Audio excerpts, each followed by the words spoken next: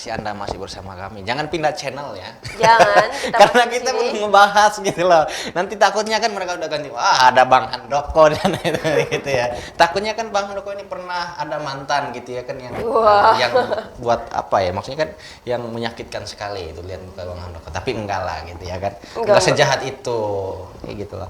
Tapi kita akan ngebahas malam hari ini tentang seputar atau lintas gitu ya, lintas kehidupan Bang Handoko ini kira-kira kehidupan sehari-harinya kayak mana sih gitu ya kan.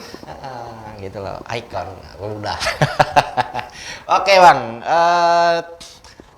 mungkin dari saya dulu ya. Oke. Atau dari Nonop nih.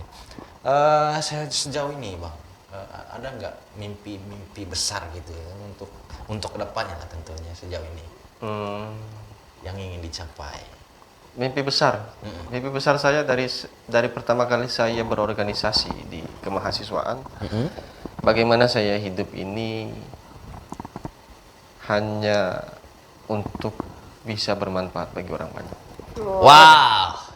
Entah apapun yang diamanahkan itu bagi saya bonus. Sisanya sejauh mana kaki kita melangkah itu bermanfaat bagi orang lain. Itu aja. Siap. Kalau kita diamanahkan ini itu dan segala macam bagi saya itu hanya bonus. Bonus Bang lah. Ya, tujuan hidup bukan di situ. Tujuan hidup bukan di situ. Karena bagi saya seseorang itu hanya akan dikenang salah satunya tulisannya, kedua tingkah lakunya, yang ketiga apa yang pernah dia berikan kepada orang lain yang ada di sekitarnya. Betul sih. Wah. Karena kadang-kadang kan kita selalu mendefinisikan ilmu itu adalah ilmu-ilmu yang tertulis. Tapi bagi saya ilmu itu tidak hanya yang tertulis tapi juga yang tidak tertulis. Nah, bagaimana dari perilaku, sikap dan lain sebagainya. Saya rasa itu.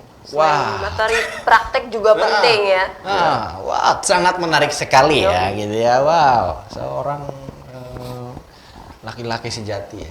Bermanfaat untuk banyak orang, sama kayak pepatah Lex. Bukan patah sih, kayak kutipan. Sebaik-baiknya manusia adalah yang berguna untuk orang lain. Wah, betul sekali. Tetapi gitu ya, dari sudut pandang saya, Bang Handoko ini adalah salah satu ya menurut saya, nggak tahu nanti untuk kedepannya bahwa beliau ini memang punya pengaruh besar di kaum milenial tentunya saat ini gitu ya. Ya mudah-mudahan salah satu nanti itu akan menjadi orang nomor satu di kota Palangkaraya. Gitu. Wah, amin. Gitu. Kita doakan yang terbaik. Kalau misalkan yang penting kan ada ini. Janganlah, nggak boleh. Oh, nggak boleh. Nggak boleh. Nggak boleh. Oke, mungkin dari Nona dulu. Tanya abangnya dulu. Karena pertanyaan dari saya nih Bang, karena wabah ini banyak nggak sih agenda-agenda yang tertunda kayak gitu di KNP itu sendiri? Tentu tidak hanya KNP yang merasakan dampaknya terkait dengan agenda-agenda keorganisasian dan sebagainya. Tapi ya kita harus sama-sama memahami dan memaklumi bahwa kejadian ini kan tidak ada yang menginginkan, gitu kan. Siapapun itu tidak ada yang menginginkan. Nah, cuman ya ambil hikmahnya saja kalau saya, karena segala sesuatu itu kan kita hanya mampu untuk merencanakan. Betul. Tapi yang mengiyakannya kan yang tidak mungkin kita. Segala sesuatu itu kalau saya sih semua sudah terencana, terplanning dengan baik, punya planning A, B, C, D, E, bahkan mungkin sampai Z begitu kan. Tapi ya planning-planning itu mau tidak mau kita cancel dulu, kita tunda bagaimana wabah COVID-19 ini bisa cepat mereda agar segala sesuatu, karena bagi saya agenda kepemudaan itu masih kalah dengan kepentingan hajat hidup orang banyak. Jadi yang kita soroti bagaimana hari ini kondisi ekonomi kita yang akhirnya ngikut-ngikut bahasa yang sedang diaspirasikan oleh beberapa kepala daerah, lockdown juga. Ya. Hajat hidup orang banyak hari ini kan lockdown. Bagaimana misalnya penghidupan orang, misalnya salah satu orang misalnya yang jadi buruh harian gitu. Katakanlah misalnya tukang parkir, tukang bangunan dan sebagainya. Ya dia tidak kerja sehari maka dia tidak dapat duit. Ketika dia tidak dapat duit maka bagaimana dia makan dan lain sebagainya. Iya, benar. Nah, jadi kalau banyak yang bertanya ke saya, apa tanggapan KNP terhadap COVID-19? Saya selalu menjawab, teman-teman OKP dan lain sebagainya, saya selalu menjawab pertanyaan itu hanya dengan, saya nggak bisa jawab apa pendapat saya tentang COVID. Pendapat kalian salah bertanya, saya bilang kan. Yang kalian tanyakan itu pemerintah, Ya, itu pertama. Kedua, tenaga medis, tenaga kesehatan yang paham betul terkait virus itu. Ya kalau saya lebih menyoroti ketika ada wabah seperti ini yang mengancam jiwa orang lain, lalu kemudian menghentikan kita untuk atau membatasi kita untuk beraktivitas seperti biasa, maka yang saya lihat adalah dampak ekonominya. Nah mohon maaf, nah sekali lagi mohon maaf, kita pernah merasakan konflik horizontal begitu, konflik horizontal dulu tahun 2001. Bagaimana saya waktu itu kelas 6 SD, saya ingat betul tahun 2001 itu saya kelas 6 SD. Merasakan sekali dampaknya bahwa sangat terjadi ketimpangan ekonomi dan lain sebagainya. Panik buying di mana-mana, tidak ada yang keluar rumah dan lain sebagainya. Semua akses tertutup dan lain sebagainya. Bahkan kalau zaman saya SD itu, kalau sekarang kan UN, kalau zaman saya itu kan Eptanas, evaluasi belajar tahap akhir nasional. Itu ditunda seminggu apa 2 minggu. Ya, ditunda seminggu pada 2 minggu. Itu kejadiannya pecah 4 hari sebelum kami Eptanas jadwalnya.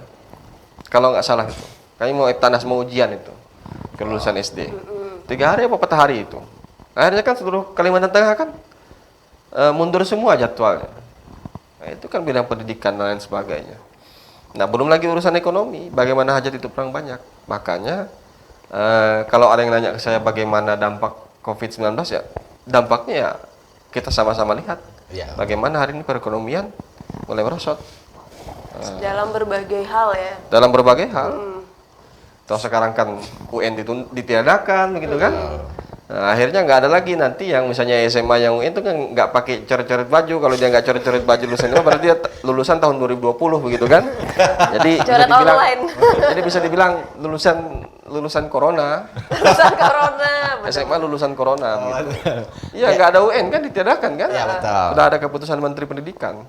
Mau Dan ada juga cuitan kemarin itu saya baca itu Bang, bahwa untuk skripsi itu untuk angkatan tahun ini mungkin ditiadakan atau bagaimana itu mungkin. Kalau Kalau skripsi itu kan tidak perlu ada audiens yang mendengarkan. Yang penting kan ada dosen penguji dan yang diuji. Betul. Bagi saya, setahu saya, kalau ada perguruan tinggi yang tidak meminta skripsi sebagai salah satu syarat kelulusan. meraih gelar sarjana, itu tentu mahasiswa yang bersangkutan punya prestasi yang luar biasa. Kalau urusan skripsi ya itu tergantung perguruan tinggi masing-masing bagaimana menyikapinya. Bagi saya, karena ujian skripsi itu memang tidak mengumpulkan orang banyak, dan nggak tahu kalau zaman saya kan nggak tahu kalau sekarang ada audiensnya begitu kan, ada penanya dari audiens, nah entah kalau sekarang apa bisa ditiadakan begitu. Kalau yang saya baca Lex malah karena virus ini mereka sidangnya sidang online. Sedang online nih. Ya, kayak corona nggak apa ya membatasi untuk sidang skripsi.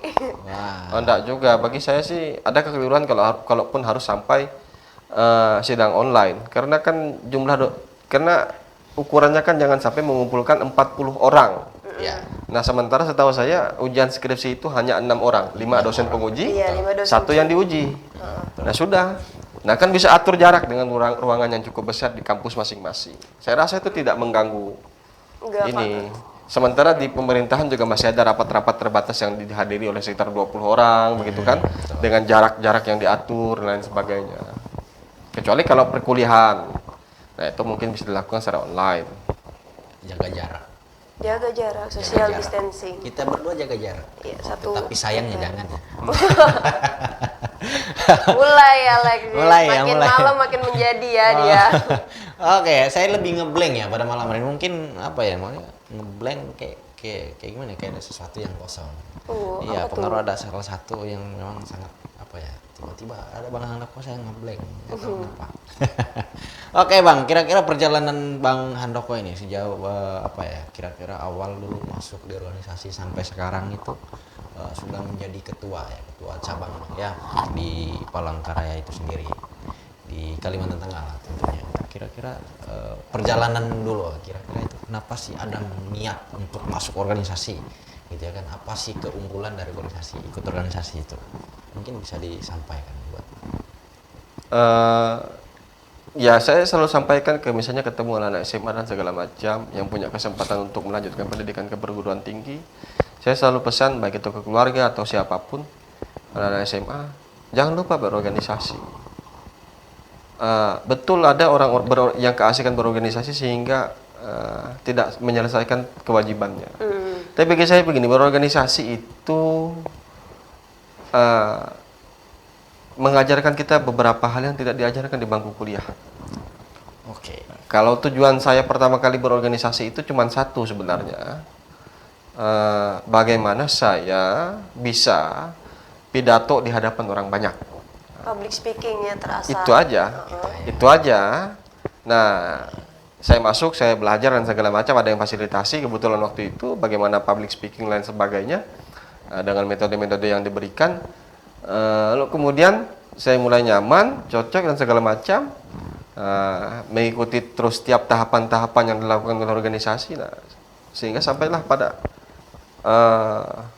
finish terakhir berorganisasi. Karena sepengetahuan saya, ber-KNPI itu adalah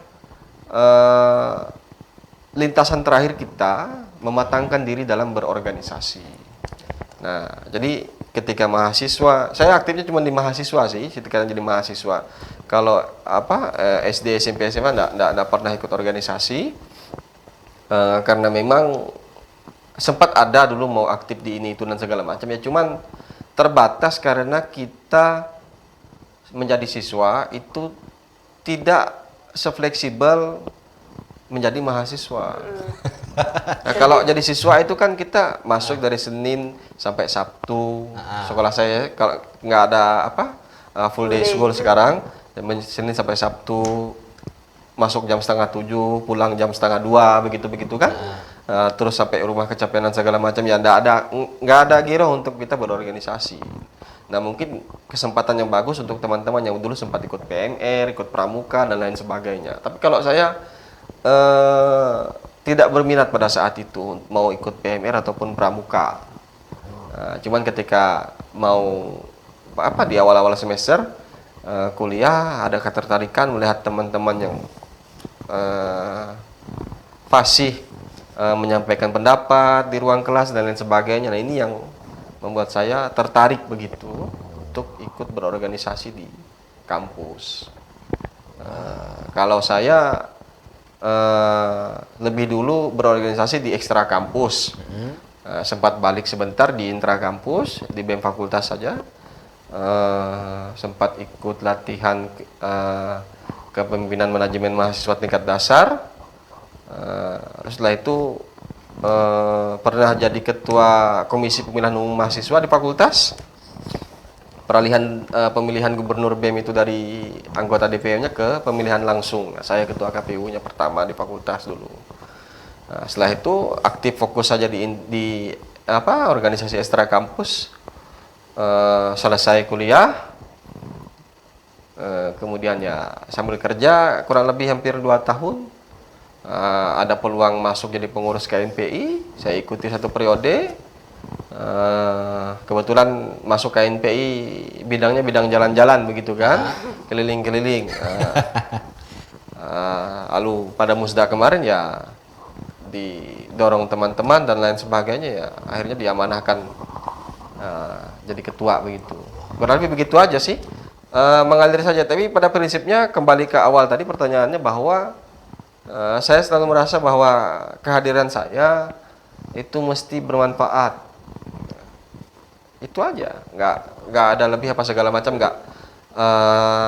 Kalau sekarang sih bahasanya, bahasa anak gaulnya itu kan narsis begitu kan. Tapi kalau bahasa saya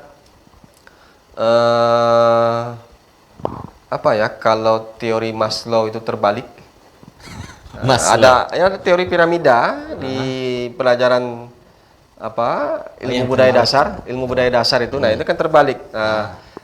Kalau saya sih sekarang melihat kaum milenial itu yang penting eksistensialismenya itu sudah ada, maka cukup baginya untuk bisa dikenal oleh orang banyak.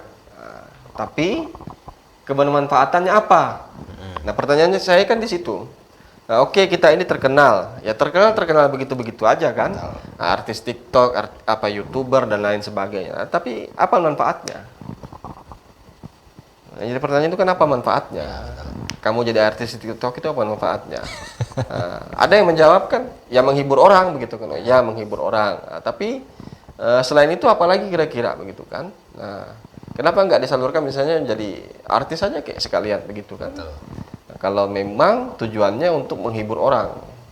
Nah, tapi itu bagi saya pilihan masing-masing karena sekarang situasi itu agak sulit kita tebak.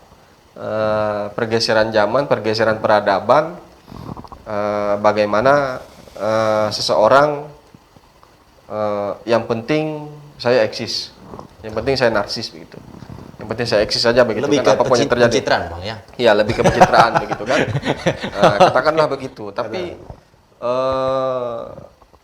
semua akan sampai pada ujungnya.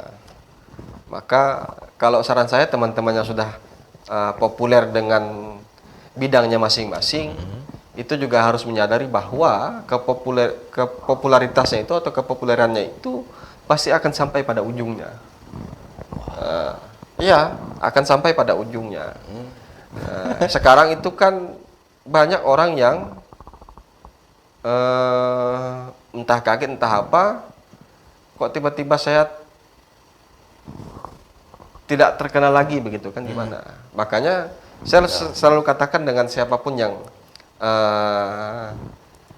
jadi pemimpin di kalangan kampus, di kalangan organisasi apa segala macam, ingat, aku bilang, ketika kamu terpilih menjadi seorang pemimpin di lingkunganmu, maka yang harus kamu persiapkan adalah bagaimana kamu meletakkan jabatanmu suatu saatnya nanti. Pada saatnya nanti. Bagaimana kamu meletakkan jabatanmu pada saatnya nanti? Apakah segembira kamu ketika terpilih atau terbalik? Apakah lesu, Bang, ya? Ya. Oh, tuh. Iya. Karena karena segala sesuatu itu pasti ada ujungnya. betul. Pesta aja pasti berakhir kok. Betul. Nggak ada pesta yang nggak berakhir. Wah, Temuan apalagi- aja ada perpisahan. Iya kan? Iya kan? Nah, jadi ngeri. jadi saya selalu membacanya segala sesuatu itu gimana nanti terakhirnya, gimana nanti di ujung. Bagaimana ujungnya, bagaimana Kita endingnya. perlihatkan, Gitu ya. ya. Apakah kita tetap gagah begitu kan, meletakkan jabatan kita, Atau malah terbalik. sebaliknya. Oke. Dan Kita itu- lihat endingnya gitu. Dan ya. itu pun Wah. kan kita yang milih, kita yang melakukan, jadi kita yang menentukan. Oke, kalimat yang menarik sekali Yuk. gitu ya kan. Menarik Pesta ya. itu pasti ada ujungnya gitu ya. Pasti ada berakhirnya, sebuah pesta itu pasti ada berakhirnya. Wow. Wah, perang aja ada jedanya kok. Iya kan, zaman-zaman dulu itu kan sebelum perang kan kedua pimpinan pasukan ini kan bertemu dulu, Betul. membicarakan kesepakatan. Kesepakatan. Kalau kita baca sejarah-sejarah peperangan dunia itu kan peperangan dari ini sampai gelap, begitu aja. Nanti lanjut lagi besok apa segala macam. Pokoknya pasti ada kesepakatan. Ada rule-nya, ada peraturannya. Perang saja pasti akan berakhir. Nah, apalagi sebuah kemenangan. Betul. Apalagi jabatan, apalagi kita jabatan itu diberi mana misalkan sampai 2 tahun gitu. Ya kalau misalnya udah selesai gitu ya. Berarti popularitas itu ya cuman sementara aja gitu. Sementara Ada popularitas. ujungnya juga, ada ujungnya kita diredup. Contoh misalkan nama yang sangat populer itu yang sekarang itu Ronaldo lah. Kita ngambil kan. Dari dulu sampai sekarang gitu, hingga sekarang itu beliau itu ya namanya masih populer di kalangan siapapun gitu kan.